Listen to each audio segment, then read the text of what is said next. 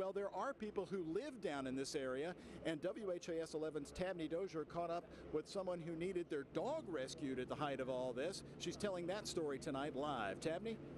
Well, that's right, Doug. This has been our vantage point all night. Myself, photographer Nathan Davis, we've been in charge of First and Washington. Take a look. Piece by piece, we have literally watched this wall crumble down. But I tell you what, we have found a bright spot to this unfortunate and dark day. We followed Amy Candle's journey to be reunited with her puppy Emma, who was locked in her kennel on the 4th floor of her Whiskey Row apartment. The moment Amy Candle and her puppy pit bull Emma are reunited is a moment no flames could burn. I just felt so bad that even though the fire was contained, I couldn't get her. And I knew she was scared in her kennel. But let's backtrack. This story has legs just like this precious pooch. We met Candle on the opposite side of Monday's massive Whiskey Row loft fire. We were set up on 1st and Washington Streets. There she stood, a worried mother trying to get through the red tape. Mine got up and said, hey, is this building on fire? So I was scared and said, Emma's there. So I just tried to beat the traffic as fast as I could to get here. I was on the other side, so all I saw was just black smoke. You know, I didn't know that it was clear on this side, so I was begging all the cops to just let the firefighters know that she was in there. But a persistent woman who refused to leave this scene decided standing was not enough.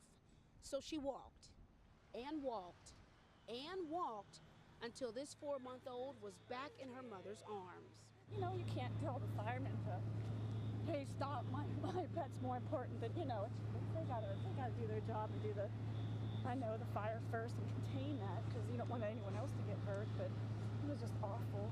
More than 80 firefighters, thousands of tons of water, and multiple trucks battled this blaze. But for Candle, she tells me everything inside her Whiskey Loft apartment is replaceable. But this, a mother's love knows no limits. And you can still see right now on Washington Street 2 hoses active at this hour. I think there are a couple more trucks back there, but you can still see 2 hoses spraying, checking for hot spots right now. Now you hear us say, viewers, team coverage, and that's to the point where we cover multiple angles, but to the point where I can't even see some of my coworkers. I have to give a big thank you to political editor Joe Arnold. Joe knows everyone in this market. I said, Joe, I'm with this woman. She's desperately trying to find her dog. What should we do? And he was the one who helped me get in contact with the firefighters. I definitely cannot take all the credit. A big thank you to shine a little bit of light on this very sad day. Firefighters, of course, have evacuated this building for all businesses and tenants until further notice. Emma and Amy, they're doing just fine tonight, staying with family and friends, and they'll be waiting to get back in once they are allowed. Our coverage continues. I'll send it back to you, Doug. Tabnie, I love your story, and for this reason, it really shows what's at stake down in this area. People are living down here. They have their pets. They take them for walks. It's like what you hear about in the suburbs is actually happening in downtown Louisville all around this Whiskey Row area.